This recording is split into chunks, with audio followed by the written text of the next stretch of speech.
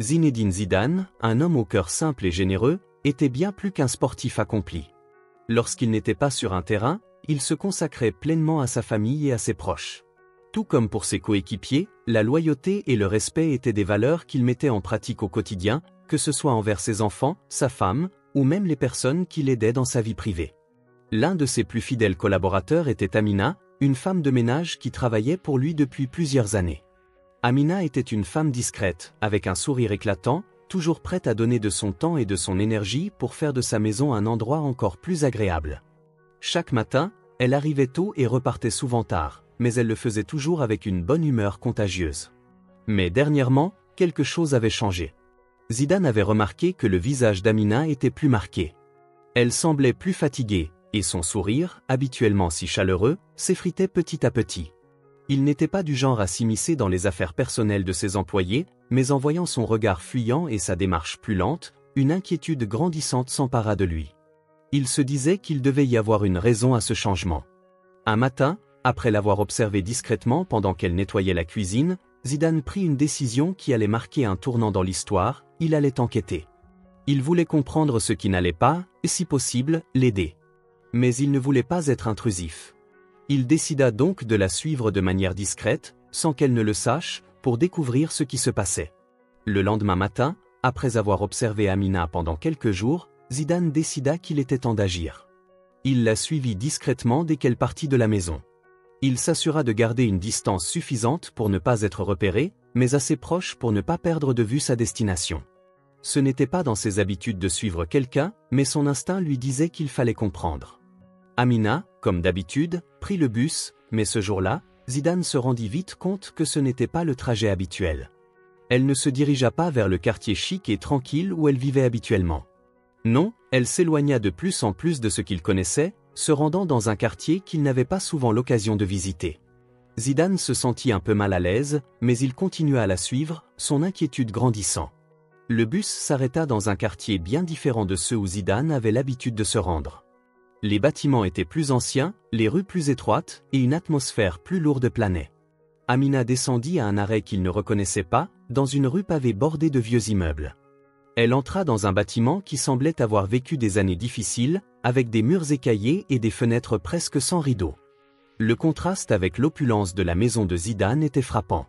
Zidane resta là, immobile dans l'ombre d'un arbre, observant la scène. Il ne voulait pas être vu, mais il était incapable de détacher ses yeux du bâtiment. Le cœur battant, il attendit qu'Amina disparaisse à l'intérieur avant de décider de s'approcher doucement, toujours aussi discret.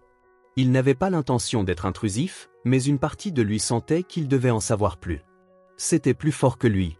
Il attendit quelques minutes, puis, voyant que l'entrée était toujours calme, il s'avança et monta lentement les marches de l'immeuble, jusqu'à la porte. Là, il s'arrêta, hésitant. Un simple coup d'œil à la porte du bas et il remarqua qu'il n'y avait aucune sonnette, juste une vieille plaque en métal. Il s'éloigna quelques pas pour ne pas être vu et attendit que le temps passe. Enfin, il aperçut Amina revenir, les yeux rouges, tenant dans ses mains un panier. Ce panier semblait être rempli de médicaments et d'autres vivres. Elle avait l'air fatiguée et épuisée, et son visage semblait marqué par des mois de tristesse. Zidane sentit une émotion étrange monter en lui, une forme de compassion mêlée à de l'inquiétude. Mais il n'avait toujours aucune idée de ce qui se passait dans sa vie. À cet instant précis, Zidane savait que la suite de cette histoire allait le mener vers une révélation bouleversante. Il se sentit plus déterminé que jamais à découvrir ce qui pesait sur Amina, mais il savait qu'il devait y aller doucement. Zidane attendit patiemment que Amina sorte de l'immeuble, le cœur lourd de questions. Lorsqu'enfin la porte s'ouvrit, il sentit une étrange sensation de soulagement et d'inquiétude à la fois. Amina en sortait, les yeux rougis, les traits marqués par la fatigue et l'émotion. Elle semblait moins alerte qu'à son habitude, comme si la lourde charge qu'elle portait depuis des semaines avait finalement pris le dessus. Elle tenait dans ses mains un panier, rempli de médicaments, de fruits et de quelques produits de première nécessité. Son regard était perdu, presque absent. Elle marchait sans vraiment regarder autour d'elle, ses pas lents, son visage une mer calme mais cachant un tourbillon intérieur. Zidane, caché dans l'ombre d'un coin de rue, ne pouvait s'empêcher de ressentir une forme de culpabilité. Il avait l'impression d'être un voyeur dans un moment intime, mais il savait que s'il voulait comprendre ce qui se passait, il devait aller jusqu'au bout. Il s'approcha lentement, sans la déranger, et l'appela d'une voix douce, presque timide, Amina. Elle se tourna brusquement, semblant surprise de le voir. Elle avait clairement l'air d'avoir été prise au dépourvu. Son visage se décomposa un instant, passant de la surprise à une sorte de gêne. Elle avait peut-être espéré que Zidane ne la suive pas, ou peut-être pensait-elle que son secret resterait bien caché. Mais le regard de Zidane, bienveillant et empli d'inquiétude, la poussa à abaisser les murs qu'elle avait construits autour de sa douleur. Zidane. Elle hésita, les mots bloqués dans sa gorge. Elle savait qu'elle ne pouvait pas lui mentir, mais elle n'était pas prête à tout révéler. Après un silence lourd de non-dit, elle se força à parler. C'est compliqué, vous ne pouvez pas comprendre. Zidane, son regard empreint de sincérité, la regarda dans les yeux, sans juger, juste avec une ouverture et une écoute totale. Amina, vous faites partie de ma famille.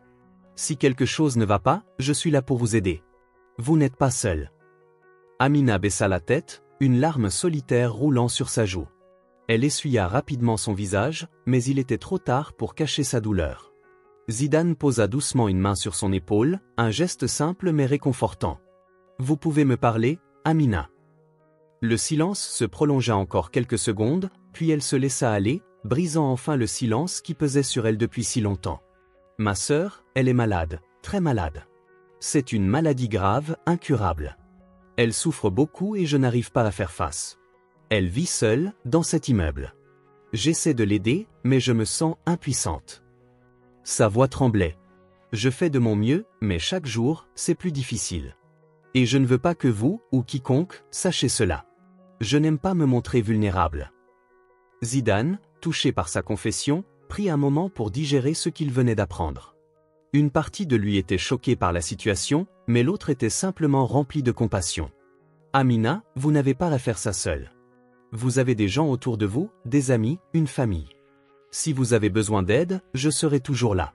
Personne ne devrait traverser une épreuve comme celle-ci seule. Elle regarda Zidane, d'abord hésitante, puis son regard se fit plus doux, presque reconnaissant. Mais, je ne voulais pas déranger. Zidane secoua la tête, fermement. Tu n'es pas un fardeau. Ne pense jamais cela. C'est dans les moments comme celui-ci que l'on doit se soutenir, sans hésiter. C'est ce que font les vraies familles. Les paroles de Zidane touchèrent profondément Amina, et une vague de soulagement sembla l'envahir. Après des semaines de solitude émotionnelle, elle avait enfin trouvé une oreille attentive, quelqu'un qui ne la jugerait pas.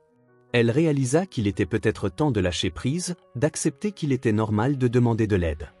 Les larmes qui coulaient sur son visage étaient un mélange de douleur et de soulagement, mais en y repensant plus tard, elle comprendrait que ce moment avait marqué un tournant dans sa vie. Zidane resta quelques instants silencieux, observant Amina qui, après sa confession, semblait enfin relâcher un peu de la pression qu'elle portait depuis si longtemps. Il avait vu tant de choses au cours de sa vie, des victoires et des défaites, des moments de gloire et de souffrance, mais rien ne le touchait autant que de voir une personne qu'il respectait et appréciait souffrir en silence. Amina, tu n'as pas à porter tout ce poids seul. Tu as de la famille ici, tu comprends, dit-il doucement, sa voix empreinte de sincérité et de douceur. Amina leva les yeux vers lui, son regard fatigué mais sincère. Mais, je n'ai personne à qui parler de tout ça. Je me sens tellement seul. Zidane soupira et posa une main rassurante sur son épaule. Ce n'est pas une honte de demander de l'aide. Nous sommes là pour ça, pour te soutenir.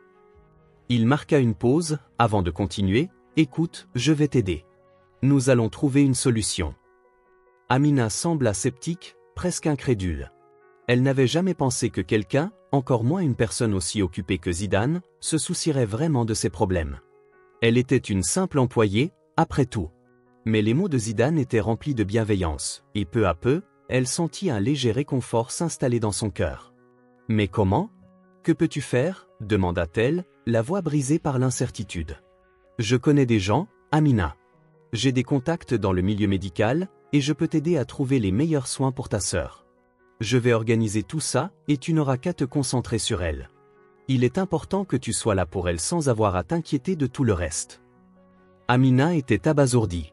« Tu ferais ça pour moi ?» Zidane hocha la tête. « Bien sûr. Ce n'est pas juste une question d'argent ou de moyens, c'est une question de solidarité. Tu as toujours été là pour nous, et maintenant c'est à notre tour de t'aider. » Il prit son téléphone, d'un geste rapide, composa un numéro. « Je vais appeler quelques médecins de confiance. Ils pourront venir évaluer l'état de ta sœur et voir ce qui peut être fait. Ne t'inquiète pas pour les frais. Ce sera pris en charge. Amina se sentait submergée. Elle n'avait jamais imaginé qu'un jour Zidane interviendrait de cette manière dans sa vie. Elle avait toujours cru que les gens de son entourage restaient à leur place, limités dans leur interaction avec elle en tant qu'employé. Mais aujourd'hui, elle découvrait un côté de Zidane qu'elle n'avait jamais imaginé, un côté humain et profondément altruiste. « Je ne sais pas comment te remercier, dit-elle finalement, la voix étranglée par l'émotion. Zidane sourit, un sourire calme et chaleureux, celui qui dégageait une confiance tranquille. « Ne me remercie pas encore. Faisons juste ce qu'il faut. Tout va bien se passer. » Il prit alors son manteau et se dirigea vers la porte de la maison d'Amina. « Je vais te donner le temps de te reposer un peu, et je reviendrai cet après-midi avec les informations nécessaires. En attendant, essaie de te concentrer sur ta sœur. Tu n'es pas seul. » Amina le regarda partir, encore sous le choc de la gentillesse que Zidane venait de lui offrir. Le poids sur ses épaules semblait légèrement allégé, et pour la première fois depuis des semaines, elle se sentit un peu plus légère. Zidane n'était pas seulement un homme de terrain, mais aussi un homme de cœur, prêt à sacrifier son temps et son énergie pour ceux qu'il aimait. Les jours qui suivirent la promesse de Zidane furent marqués par un changement radical dans la vie d'Amina. Grâce à l'aide de Zidane, un médecin spécialisé avait rapidement pris en charge sa sœur, qui souffrait d'une maladie rare mais traitable, grâce à un traitement adapté. Zidane avait mis à disposition ses ressources et ses contacts, mais plus que tout, il avait offert son soutien sans jugement ni arrière-pensée. Amina, qui avait toujours cru qu'elle devrait faire face seule à la souffrance, se rendait compte à quel point elle s'était trompée. Zidane lui avait ouvert les yeux sur la puissance de la solidarité et du partage. Les rendez-vous médicaux se succédaient, et chaque visite apportait un peu plus d'espoir. Sa sœur se sentait enfin prise en charge, et Amina, de son côté, était soulagée de voir que tout n'était pas aussi sombre qu'elle l'avait cru. Un après-midi, alors qu'Amina rentrait chez elle après avoir accompagné sa sœur à l'hôpital, elle aperçut Zidane qui l'attendait sur le seuil de sa porte. Elle s'arrêta, surprise de le voir là, mais son visage se radoucit immédiatement lorsqu'elle comprit que ce n'était que pour lui rendre visite, comme il l'avait promis. Zidane lui sourit chaleureusement. « Comment ça va ?» Amina hocha la tête, un léger sourire aux lèvres. « Mieux, beaucoup mieux. Les traitements semblent enfin faire effet. Elle reprend des forces, petit à petit. Je n'aurais jamais cru que ça serait possible. » Zidane posa une main rassurante sur son épaule. « Je savais que ça allait aller. Tu as été forte, et ta sœur est une battante. Vous allez y arriver, ensemble. » Les mots de Zidane avaient une force apaisante, presque magique. Amina se rendit compte que ce n'était pas seulement l'aide qu'il avait apportée qui la touchait, mais aussi l'attention constante et la compassion qu'il lui avait montrée depuis le début. Il n'avait jamais posé de questions intrusives, ni cherché à comprendre chaque détail de sa vie. Il l'avait simplement écoutée et soutenue, ce qui était bien plus précieux que n'importe quelle solution. Amina chercha ses mots, son cœur débordant de gratitude. « Je ne sais pas comment te remercier, Zidane. Tu as changé ma vie. Tu m'as montré ce qu'est la vraie générosité. Tu as pris le temps, tu m'as écouté, et tu as agi. Je n'ai jamais pensé que quelqu'un comme toi ferait ça pour moi. » Zidane la regarda dans les yeux, son regard calme et sincère. « Tu n'as rien à me remercier pour, Amina. C'est ce que l'on fait quand on est une famille. Et je suis heureux que ta sœur aille mieux. Ça vaut tout l'or du monde. » Amina, émue par ces paroles, sentit une vague de reconnaissance immense l'envahir. Mais plus que cela, elle ressentait un changement en elle. Un changement profond. Elle ne serait plus jamais la même. L'expérience qu'elle avait traversée avec Zidane lui avait appris la valeur de l'entraide et de l'humanité. Elle comprenait maintenant que, parfois, il suffit d'un geste, d'une parole sincère, pour redonner espoir à quelqu'un qui perdait pied. Elle se tourna vers lui, un sourire radieux sur le visage, et lui tendit un petit paquet. « C'est pour toi. Ce n'est pas grand-chose, mais c'est tout ce que je peux faire pour te remercier. » Zidane prit le paquet avec un sourire. « Je n'attendais rien en retour, mais merci. » Il ouvrit doucement le paquet pour découvrir une photo encadrée de lui-même, prise lors d'un match mémorable où il avait marqué un but décisif. C'était un souvenir personnel pour Amina, un moment où elle avait vu Zidane en action, mais aussi une façon pour elle de lui rendre hommage. Un hommage à son courage, à sa générosité et à l'espoir qu'il lui avait donné. « Je garderai ça précieusement, dit-il avec un sourire sincère. » En se quittant ce jour-là, Amina savait qu'elle avait fait une rencontre qui avait changé sa vision de la vie. Elle avait trouvé plus qu'un simple employeur, elle avait trouvé un homme avec un grand cœur. Elle n'était plus seule dans sa lutte, et son parcours allait désormais se dessiner sous un jour nouveau, celui de la solidarité et de l'espoir. Zidane, de son côté, savait que ce geste avait été bien plus qu'une simple aide. C'était un rappel que, parfois, les plus grands champions ne sont pas ceux qui brillent sous les projecteurs, mais ceux qui, discrètement, apportent leur soutien là où il est le plus nécessaire. Morale de l'histoire, la véritable richesse ne réside pas dans les biens matériels, mais dans la capacité à être présent pour les autres, à offrir son soutien dans les moments les plus difficiles. La compassion et la solidarité, souvent ignorées ou sous-estimées, sont les plus grands trésors que l'on puisse offrir à ceux qui nous entourent.